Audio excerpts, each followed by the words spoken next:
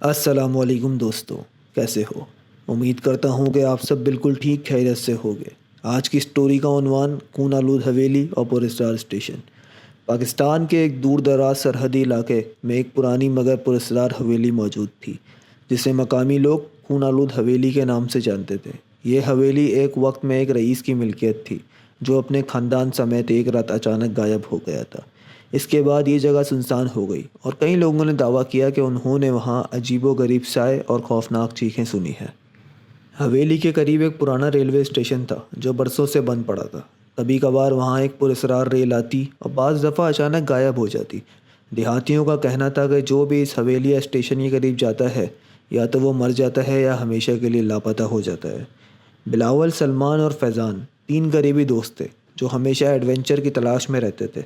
ان کی مہم جوئی اکثر خطرناک ہوتی تھی، لیکن وہ خوف سے ناشنا تھے۔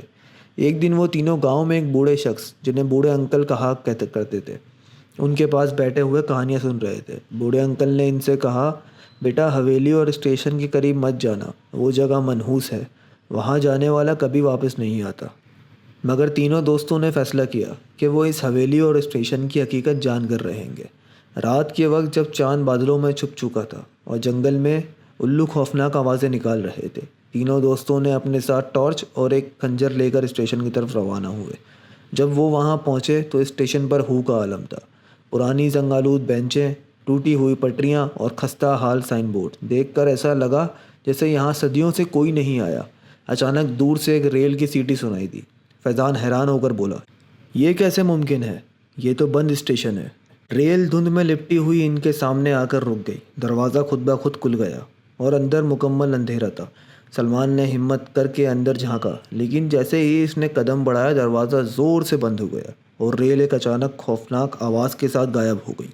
تینوں دوستوں نے خوف کو جھٹک کر حویلی کی طرف رخ کیا۔ جب وہ وہاں پہنچے تو دروازہ خود بخود چرچراتے ہوئے کھل گیا، جیسے کوئی ان کا انتظار کر رہا ہو۔ اندر داخل ہوتے ہی ان پر ٹھنڈی سانسوں کی لہر محسوس ہوئی۔ دیواروں پر پرانی پینٹنگز تھیں، لیکن ان کے چہرے دھندلے اور مسخ شدہ تھے۔ زمین پر خون کی خشک دھاریاں موجود تھیں۔ ایک بلی اچانک ان کے سامنے آئی۔ اس کی آنکھیں سرخ ہو چکی تھیں اور وہ ایک انسان کی طرح ہنسنے لگی۔ سلمان نے پیچھے مڑ کر دیکھا تو ایک سایہ سیڑھیوں سے نیچے آ رہا تھا۔ وہ کوئی انسان نہیں تھا، بلکہ ایک بوسیدہ لباس پہنا ہوا، ہوا میں ایک معلق ہڈیوں کا ڈھانچہ تھا۔ فیضان نے چیخ کر کہا، یہاں سے نکلنا ہوگا، لیکن دروازے خود بخود بند ہو گئے اور ایک عجیب و غریب سرگوشی سنائی دی، اب تم یہاں سے زندہ نہیں بچو گے۔ بلاول نے دیوار پر ایک تحریر دیکھی، جو اس حویلی میں آیا وہ ہمیشہ کے لیے یہیں قید ہو گیا۔ اچانک پورا کمرہ ہلنے لگا، دیواروں سے خون ٹپکنے لگا اور ایک تیز ہوا کا جھونکا آیا جس میں ایک سایہ نمودار ہوا۔ وہ بوڑھے انکل تھا، مگر ان کی آنکھیں سفید ہو چکی تھیں اور وہ ایک بے جان لاش کی طرح کھڑے تھے۔ میں نے کہا تھا نہ آنا، اب تم سب مر جاؤ گے۔ بلاول نے ہمت کر کے ایک پرانا خنجر اٹھایا اور سائے کی طرف پھینکا۔ اچانک پوری حویلی لرزنے لگی، دروازے کھلنے لگے اور تینوں دوڑ کر باہر نکلے۔ بھاگتے ہوئے وہ اسٹیشن پر پہنچے، جہاں وہی پرانی ریل کھڑی تھی۔ بغیر سوچے سمجھے وہ ریل میں سوار ہو گئے اور جیسے ہی دروازہ بند ہوا، ریل دھند میں لپٹ گئی۔ صبح جب گاؤں کے لوگ اسٹیشن پر آئے تو وہاں نہ کوئی ریل تھی اور نہ پٹری، صرف ایک پرانا نوٹ پڑا تھا جس پر خون سے لکھا تھا، ہم واپس نہیں آ سکے۔